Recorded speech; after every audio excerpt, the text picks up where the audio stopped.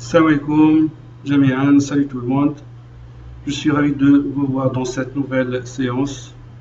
Je vous propose la correction de l'épreuve des mathématiques de l'année 2016-2017 du concours pour l'accès en première année de médecine à la faculté de Marrakech. Alors maintenant, on passe à la correction de l'épreuve.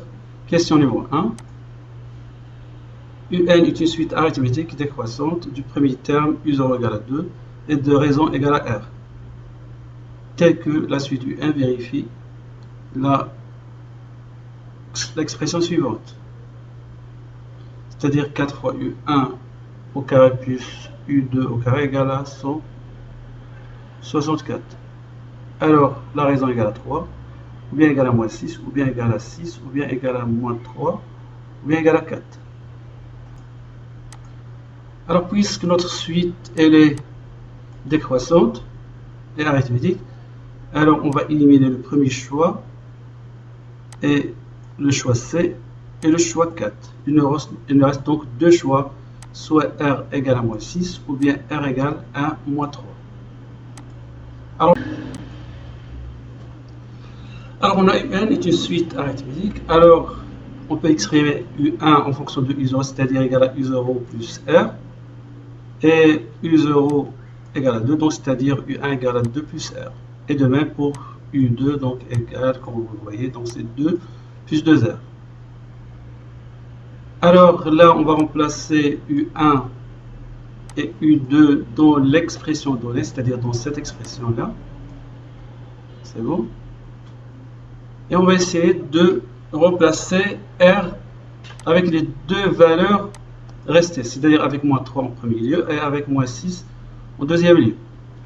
Alors si on remplace R avec moins 3, donc ça donne une valeur différente de moins 264, mais pour R égale à moins 6, donc le résultat est vrai. Alors d'où le bon choix, c'est D. Alors maintenant on passe à la question numéro 2. UN est une suite géométrique de premier terme U1 égale à 5 et de raison Q supérieur strictement à 0, tel que U9 égale à 1280. Alors c'est quoi la valeur de la raison? Bien sûr, on a 5 propositions. Alors, on a le premier terme U1 égale à 5 et le 9e terme égale à 1280. Donc, on peut supposer que notre suite est croissante. Et puisque c'est une suite géométrique, alors son terme, c'est-à-dire sa raison, elle est supérieure strictement à 1. C'est-à-dire, on va éliminer le premier choix, le deuxième, alors le troisième, donc c'est possible, le quatrième c'est possible, donc, et le dernier choix. Alors voilà l'explication. Alors U9 est supérieur strictement à U1, alors Q soit égal à 2, soit égal à 3. Et puisque la relation qui lie le 9e terme et le premier terme est la raison, donc c'est la suivante. Bien sûr, c'est une propriété. C'est bon, car UN est une suite géométrique. Alors maintenant, il suffit de remplacer avec les deux propositions, bien les deux possibilités. Alors si Q égale à 2, alors 2 à la puissance 8 égale à 256, donc 5 fois 2 à la puissance 8 égale à 1280, alors d'où par la suite le bon choix c'est D. Donc c'est pas la peine de remplacer avec le Q égale à 3, donc c'est pas la peine de le remplacer. Alors on a remplacé ici. C'est bon. C'est-à-dire on a supposé que Q égale à 2, 2 à la puissance 8 égale à 256 fois U1 est égal à 5, donc de le résultat. Alors la raison donc égale à 2. Le bon choix donc c'est D. Alors on passe à la question 3. Alors on pose Sn, donc la somme suivante, donc 1 plus 1 sur 2, ainsi de suite, jusqu'à 1 sur 2 à la puissance n, avec n appartenant à n. Alors il me demande de calculer les limites au plus infini de Sn. Donc c'est laquelle parmi ces 5 propositions est vraie. Alors on remarque que Sn est la somme consécutive des 1 plus un terme de la suite géométrique q à la puissance 1, c'est-à-dire notre q égale à 1 sur 2. Alors, bon, alors ici on a q à la puissance 0 égale à 1, et ici q à la puissance 1 égale à 1 demi, et ainsi de suite. Alors voilà la formule d'une somme consécutive des 1 plus un terme d'une suite géométrique. Alors comme vous voyez ici, bien sûr avec le premier terme normalement c'est égal à 1, c'est-à-dire ici on a un 1 caché ici. C'est bon?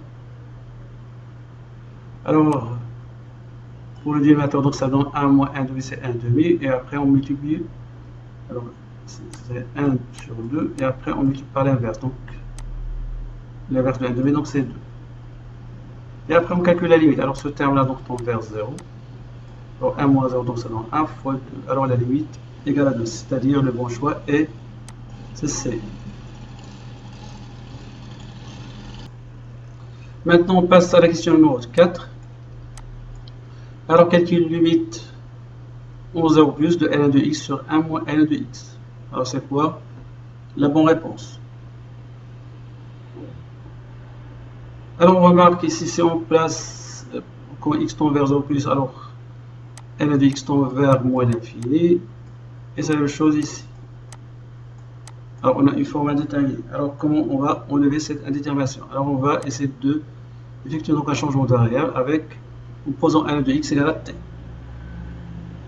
Alors quand x tend vers 0 plus, alors ln de x tend vers moins l'infini, par suite t tend vers moins l'infini. Alors d'où cette limite devient. Donc c'est une fonction rationnelle, ou bien c'est un polynôme. Et alors, en appliquant donc la propriété, donc le terme dominant au numérateur sur le terme dominant au dénominateur. Donc ça donne t sur moins t, donc par suite donc c'est moins 1, donc le bon choix c'est d. Alors voilà la question numéro 5. Le nombre complexe 1 moins i sur 1 plus i de tout à la puissance 16 est égal à. Alors c'est quoi la bonne réponse? Est-ce que c'est A, B, C, D ou bien E? Alors pour moi, donc j'essaie de réécrire alors ce terme-là. Alors on multiplie par moins i au numérateur et par moins i au dénominateur. Bien sûr, il y a d'autres méthodes pour exprimer ça. Alors donc, qu'est-ce que j'ai remarqué? Alors pour le numérateur, j'ai gardé le moins i, j'ai pas développé avec le moins i, mais pour le dénominateur, j'ai développé. C'est-à-dire ici, j'ai laissé, bon, c'est-à-dire moins i fois 1 moins i, et pour le dénominateur, donc j'ai développé, donc moins i fois 1, donc ça donne moins i, et i fois i, donc ça donne moins 1, et avec le moins, donc c'est plus. Alors donc on va simplifier ça avec ça, donc ça va nous donner donc moins i. Alors, le tout à la puissance 16, donc ça donne moins i à la puissance 16. Alors le 16, un exposant, donc perd avec le moins, donc ça donne plus. C'est bon. Et le i au carré, le tout à la puissance 8, donc ça donne i à la puissance 8. Et le i au carré ici, donc ça donne moins 1. Et après, on a donc un exposant perd pour moins 1, donc ça donne 1. Donc la bonne réponse, c'est B. Alors maintenant, on passe à la question numéro 6. Alors, il nous demande de déterminer le domaine de définition de la fonction g de x, définie par cette expression. Alors, donc, c'est quoi la bonne réponse? Alors, pour déterminer le domaine de définition de la fonction g, donc il suffit que cette expression, ce qui est au-dessous de la racine carrée, doit être supérieur strictement à 0. Alors on commence d'abord par la détermination de sin de 4 moins ln de x de tout au carré. Bien sûr, avec x appartenant à l'intervalle 0 plus infini, car la fonction ln de x est définie sur r étoile plus.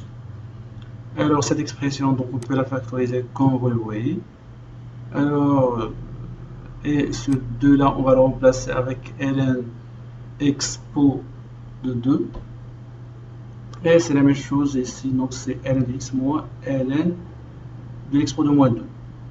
Alors, bon, voilà un rappel, bon, on a besoin d'utiliser, donc a égale à ln expo de a et moins a égale à ln expo de moins a. Alors, cette expression, donc la première, donc on l'a utilisée ici, et cette deuxième, on l'a utilisée ici.